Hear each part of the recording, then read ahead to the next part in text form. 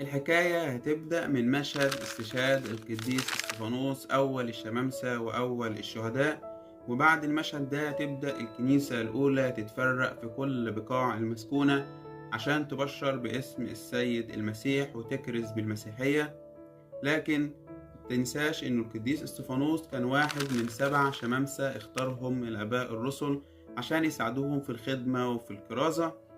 الحلقة دي أو سلسلة الحلقات دي هنتكلم عن مين هما ال7 شمامسة، أساميهم وخدمتهم ومعاني أسمائهم، وإيه الكرازة وإيه الخدمة اللي قدموها في الكنيسة، وتفاصيل حياة كل واحد فيهم وانتهت على إيه.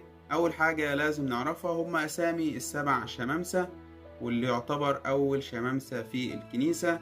الأسامي كالآتي: القديس اسطفانوس، نيكولاوس، القديس برميناس، القديس فيلبس، القديس تيمون، القديس بروخوروس، والقديس نيكانور. دول أسامي ال7 شمامسة. وفي خلال سلسلة الحلقات اللي جاية هنتكلم عن كل واحد بالتفصيل في سلسلة حلقات 7 شمامسة وانت تمام. أول شماس وأول قديس هنتكلم عنه من ال7 شمامسة هو القديس بروخوروس. وبروخوروس هو اسم يوناني معناه قائد مرتلين. والقديس بروخوروس قال عنه السنكسار إنه أحد أقارب القديس اسطفانوس. بعد استشهاد القديس اسطفانوس وتفرق الكنيسة الأولى للكرازة في كل المسكونة زي ما قلنا، القديس يوحنا الحبيب اصطحب معاه القديس بروخوروس في رحلاته التبشيرية، وبشر بالفعل معاه القديس بروخوروس في كتير جدا من المدن باسم السيد المسيح. في النهاية استقر في مدينة نيكوميديا.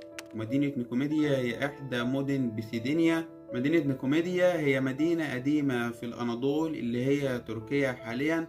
وتأسست المدينة دي من سنة 711 ل 712 قبل الميلاد، وكانت معروفة باسم استاكوس. ولكن سنة 264 قبل الميلاد جددها أو أعاد بنائها نيكوميدوس الأول، وتسميت نيكوميديا نسبة إلى نيكوميدس الأول.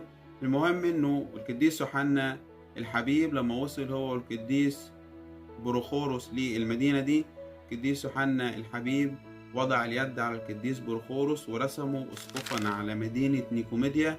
ومن الوقت ده بدأ القديس بروخوروس يأسس الكنيسة في مدينة نيكوميديا. مش بس في المدينة، كمان بدأ يبشر ويكرس في كل المدن المجاورة لنيكوميديا.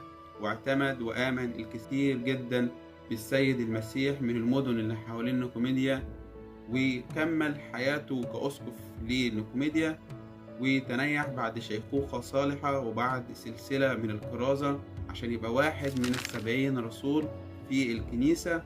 تنيح يوم 20 طوبة، وقصته موجودة في سنكسار 20 طوبة. دي كانت قصة حياة القديس بروخوروس الرسول اللي نال في النهاية إكليل الرسولية. استنانا في بقية حلقات السلسلة عشان نتعرف على باقي ال7 شمامسة. انزل اشترك في القناة وفعل الجرس وقول لنا رأيك في التعليقات تحت، وقول لنا المواضيع اللي عايز نتكلم فيها في التعليقات تحت برضو. متنساش 7 شمامسة وانت تمام. اشوفكم الحلقة الجاية. سلام.